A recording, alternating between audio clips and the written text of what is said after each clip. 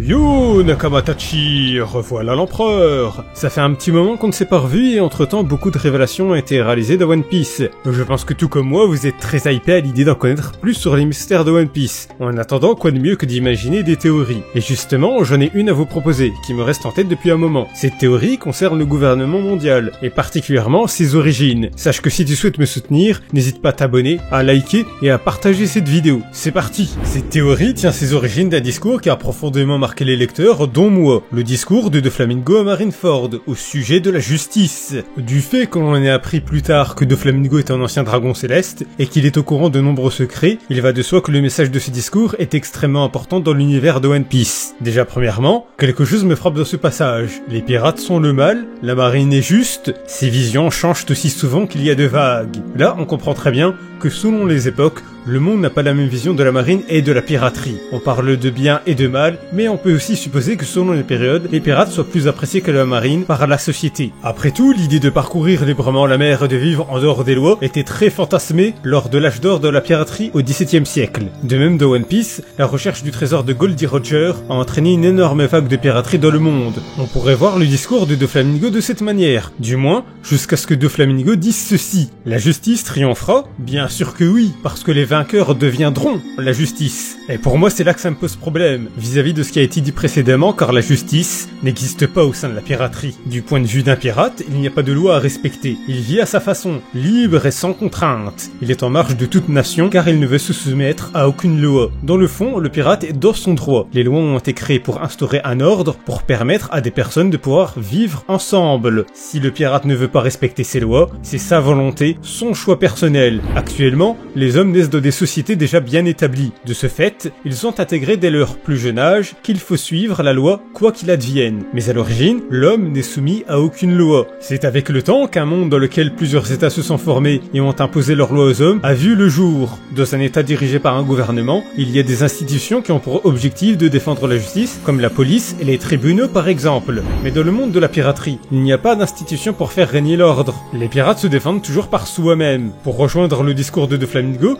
imaginons qu'il y ait une immense bataille entre pirates et marines, qui décidera de quel camp régnera sur le monde et que les pirates gagnent. Il n'y aurait plus de justice et seul le chaos régnerait. Mais le discours de Doflamingo nous fait comprendre qu'autrefois, la piraterie a gagné et qu'elle est devenue la justice. Et c'est ça qui est étrange dans la phrase de Doflamingo. Alors, comment la piraterie peut-elle devenir la justice alors que ce concept n'y a pas sa place? En partant du principe que la justice du monde de One Piece est symbolisée par le gouvernement mondial, j'ai longuement réfléchi au discours de Doflamingo, et pour moi il n'y a qu'une seule possibilité, c'est que la piraterie devienne quelque chose qui peut accueillir la justice. Je vais être direct, je pense que les membres fondateurs du gouvernement mondial n'étaient pas composés de 20 nations, mais étaient en réalité composés de 20 équipages pirates. C'est la seule possibilité selon moi, car le gouvernement mondial a été créé durant le siècle oublié, seule portion de l'histoire qui peut cacher aux yeux du monde une éventuelle victoire de la piraterie. Je sais qu'il est très difficile d'imaginer que des pirates puissent se réunir pour former une organisation aussi stricte et hiérarchisée que le gouvernement mondial, mais c'est tout à fait possible. On peut supposer que suite à leur victoire face à l'ancien royaume, le pouvoir est monté à la tête de ces pirates, au point de vouloir assouvir leur domination et gouverner le monde. Ils ont donc mis en place des règles strictes afin d'éviter que l'anarchie ne règne parmi eux, puis se sont imposés petit à petit face aux nations du monde pour que chacune d'elles soit sous son contrôle. D'ailleurs, dans le présent, il y a des pirates qui sont ou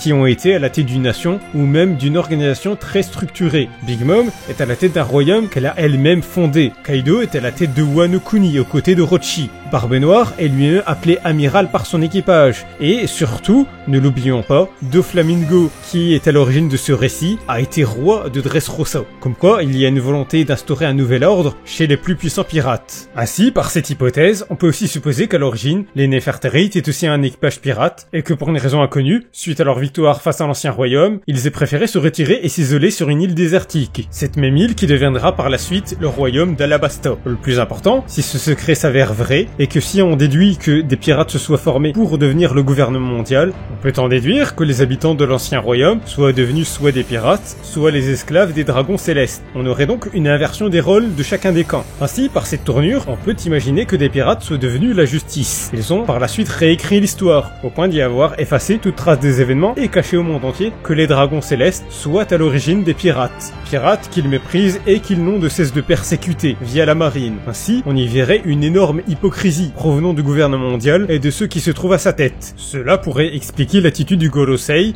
qui a envoyé un Buster Call sur Ohara suite aux révélations de Clover. Peut-être craignait-il que les chercheurs d'Ohara puissent connaître ou finissent par apprendre ce secret. D'ailleurs, ça n'est peut-être pas un hasard que Vivi ait fait temporairement partie d'un équipage pirate, et que Doflamingo, qui est à l'origine de la révélation sur la création du gouvernement mondial, soit un ancien dragon céleste devenu pirate. Ça pourrait être un signe que la piraterie est ancrée en eux. Une telle révélation aurait des conséquences désastreuses si le monde venait à l'apprendre. Les citoyens de chaque nation seront convaincus que la marine qui les protège ne vaut pas mieux que ceux qu'ils pourchassent. Le gouvernement mondial perdra donc toute confiance et tout crédit auprès du peuple. Qui plus est, il est possible que des membres de la marine puissent se sentir trahis et voir leur foi envers la justice bafouée. Cela provoquera inévitablement une mutinerie à l'échelle mondiale, et les anciens marines ne se gêneront pas de prendre d'assaut le berceau du gouvernement mondial, Marie-Joise. Inutile de vous expliquer que le gouvernement serait vu d'un très mauvais œil par le monde entier suite à cette révélation. Dans l'absence d'une figure d'autorité, le monde serait donc dans l'anarchie la plus totale. Ça sera donc la loi du plus fort qui prendra la relève. Un monde qui d'ailleurs ne déplairait pas à Kaido, qui souhaite obtenir la plus puissante armée du monde. De plus, nous avons appris récemment que Kaido fait partie des Rocks, un équipage pirate particulièrement dangereux pour sa tendance à s'attaquer directement au gouvernement mondial. De plus, leur capitaine Rox d'Ishebek voulait devenir maître du monde et avait connaissance de certains tabous. Peut-être savait-il qu'à l'origine, les membres fondateurs du gouvernement mondial étaient des pirates. Cela pour expliquer l'incident de God Valley, de lequel Rox d'Ishebek a tenté d'attaquer des dragons célestes. Mais pour le moment, arrêtons-nous là pour cette théorie. C'est désormais la fin de la vidéo, les Nakama. J'espère qu'elle vous aura plu. Comme d'habitude, on se retrouve dans la section commentaires si vous souhaitez qu'on discute du sujet de cette vidéo. Vous pouvez même me suivre sur Twitter, mes DM sont ouverts. Le lien est en description. N'oubliez pas de vous abonner et de liker si ce n'est pas déjà fait. Sur ce, les Nakama, prenez soin de vous, doutez de tout et surtout, croyez en vous. Gianna!